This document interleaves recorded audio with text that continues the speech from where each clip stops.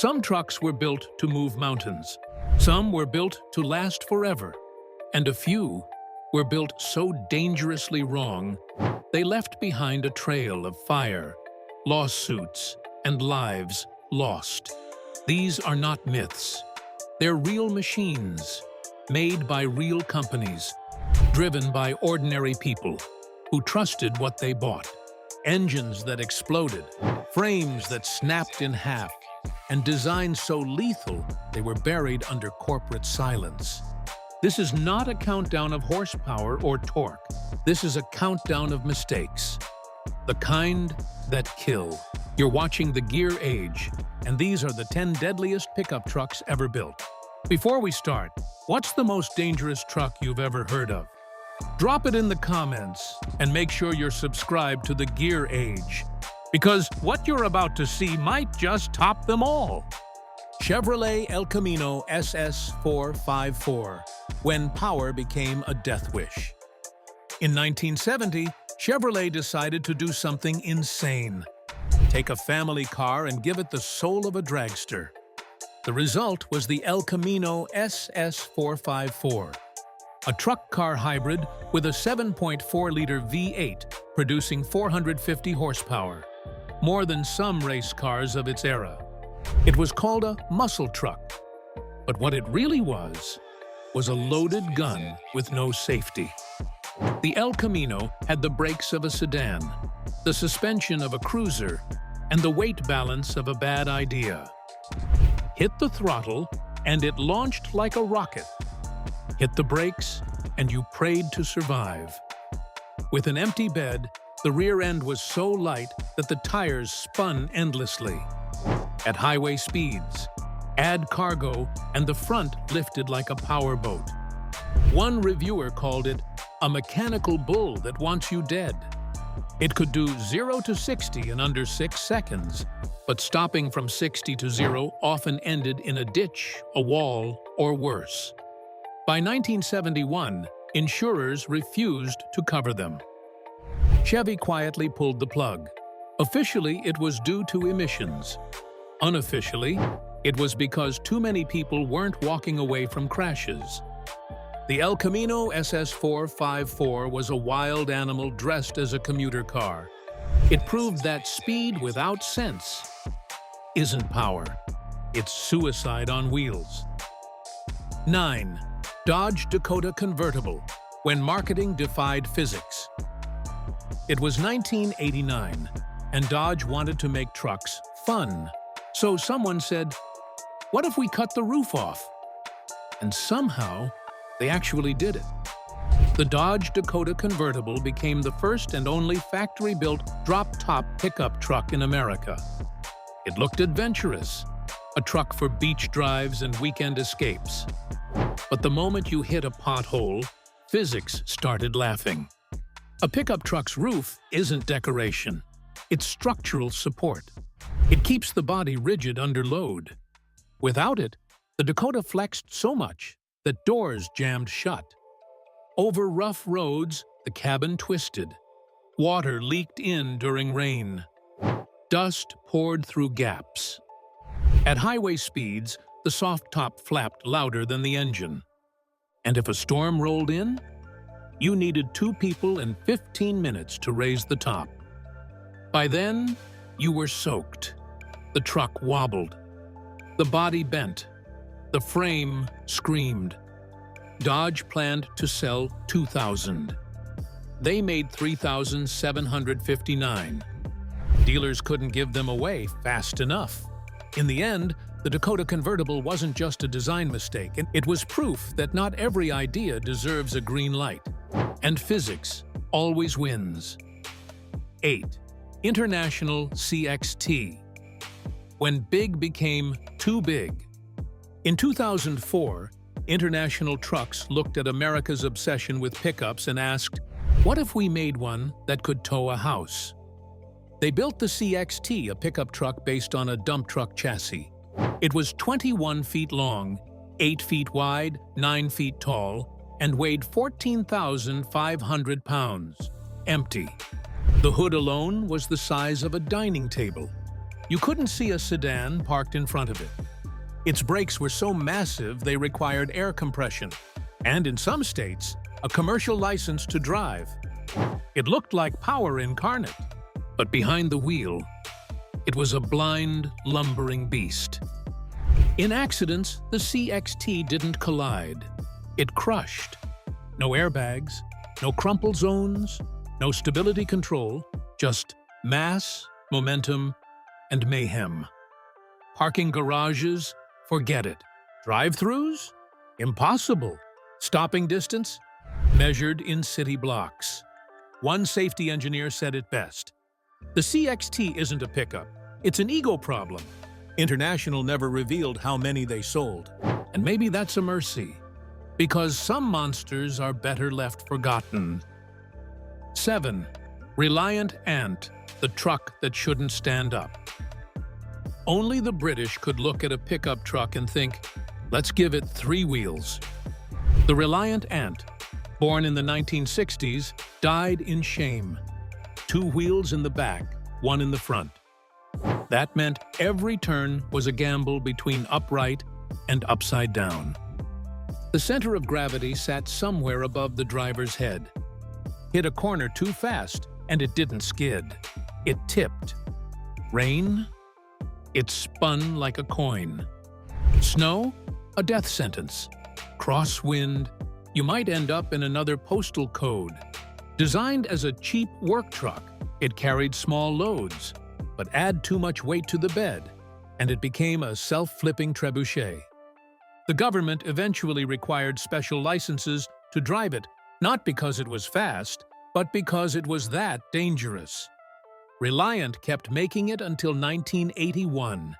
18 years of physics denial. 18 years of proving that bad engineering sometimes has remarkable persistence. 6. Nissan Titan, 2004 to 2015, the self-destructing truck. When Nissan launched its first full-size pickup, it wanted to challenge Detroit. Instead, it challenged its own customers' patience and safety. The first-generation Titan looked tough, but underneath, it was chaos. Rear differentials exploded at highway speeds. Radiators cracked, flooding transmissions with coolant. Exhaust manifolds split open, filling cabins with fumes. Brakes warped before 20,000 miles. Electrical systems died mid-drive, sometimes killing headlights and power steering simultaneously. One driver wrote, "My truck shut off at 70 miles per hour. No lights, no power, just darkness."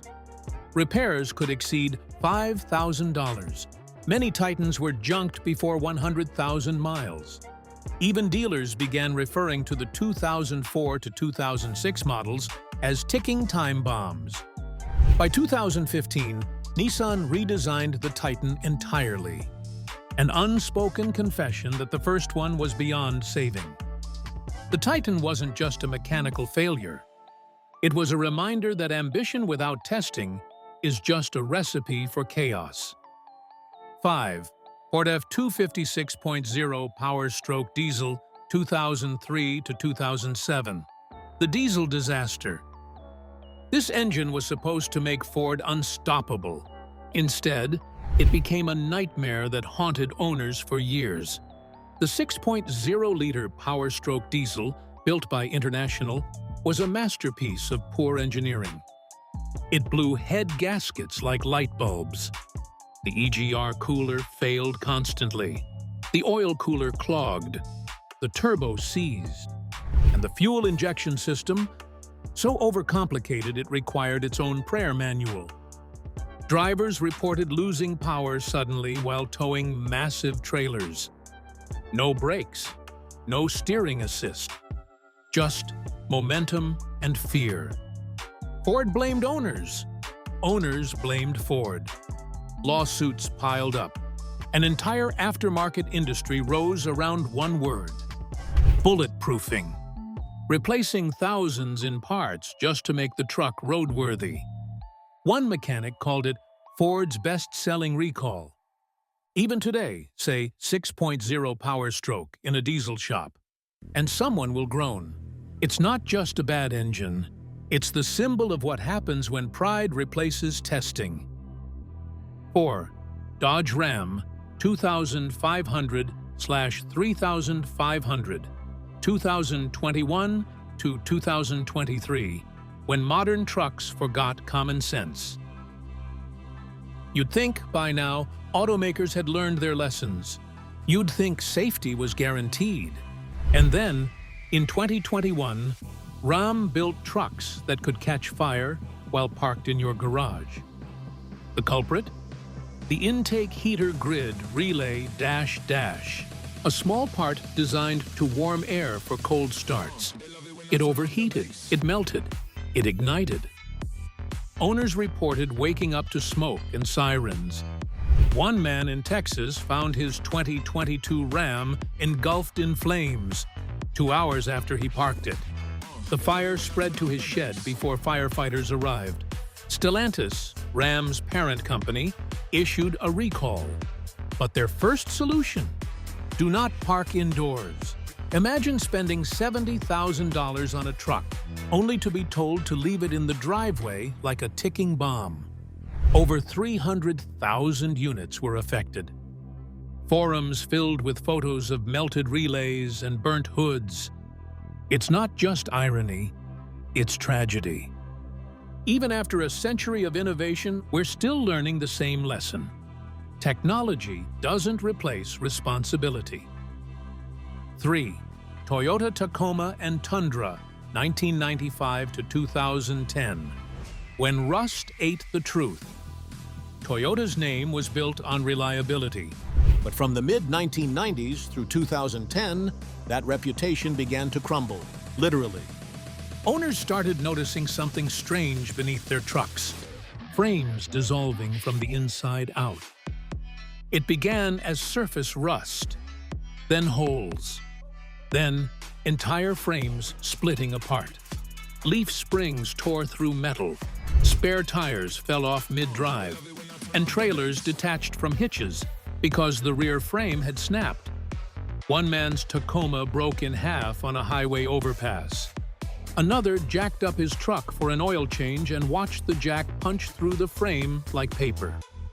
Toyota denied the issue for years, then blamed salt, then blamed owners, until a $3.4 billion lawsuit forced them to admit the truth. They replaced entire frames on hundreds of thousands of trucks, lifting bodies off like skeletons and rebuilding from the ground up. But for many, it was too late. Trucks were worthless. Safety was gone. And Toyota's invincible reputation had its first real crack. 2. Chevrolet and GMC CK1500, 1973 to 1987, the side saddle scandal. Of all the trucks in history, none killed more Americans than this one. In 1973, GM engineers needed larger gas tanks. So they mounted them outside the frame rails, right behind the doors, exposed to side impacts. It was called the side saddle design, and it turned trucks into bombs. In a crash, the tank was the first thing hit. It tore open like a can. Fuel sprayed, ignited, and engulfed the cab. Over 2,000 people died. Thousands more were burned, scarred, or disfigured. GM knew about the risk. Internal memos showed engineers recommending safer designs. Executives overruled them for cost savings and capacity bragging rights. In 1993, NBC aired footage of side impact explosions. GM sued, claiming fakery. But even without pyrotechnics, the truth was undeniable. The trucks were dangerous. The deaths were real. And GM's response was horrifying. No recall, no apology. Just a $1,000 coupon toward a new GM vehicle. Half a century later, some of these trucks still roam the roads, still carrying side-mounted fuel tanks, still carrying ghosts. 1. Ford Bronco. 2. The perfect storm of engineering failure. Short, tall, and narrow. The Ford Bronco II was physics waiting to prove a point. It had a wheelbase shorter than most sedans, a center of gravity higher than most trucks, and stability comparable to a bar stool on gravel. During development, engineers warned Ford management it would roll over too easily. Some refused to complete testing because prototypes kept flipping. Ford's solution? Remove the tests. Between 1983 and 1990, the Bronco II killed more than 800 people in rollovers. A mother avoiding a deer. A teenager on a curve. A father towing a trailer that fishtailed. Each crash followed the same script. A swerve, a flip, and tragedy. Insurance companies began blacklisting the Bronco II. Consumer Reports branded it "Avoid," but Ford kept selling. When lawsuits piled up, their defense was chilling. SUVs are inherently less stable. Buyers should know that. They knew it was dangerous. They sold it anyway. The Bronco II remains one of the deadliest vehicles ever mass-produced. A monument to what happens when competition matters more than conscience. 10 trucks. 10 mistakes. 10 reminders that engineering is not just about machines, it's about morality. Every bolt, every weld, every decision affects lives. And sometimes, those decisions end them. The truth about these trucks isn't just in the metal, it's in the silence that followed. The press releases, the excuses, the buried documents. Because machines don't kill people. The people who design them do. Now it's your turn. Which of these trucks would you dare to drive? Drop it below in comments and subscribe to The Gear Age, where every machine has a story and some have a warning. This is The Gear Age, where we don't just remember the legends, we remember the lessons they left behind, and keep the stories of these mechanical ghosts alive.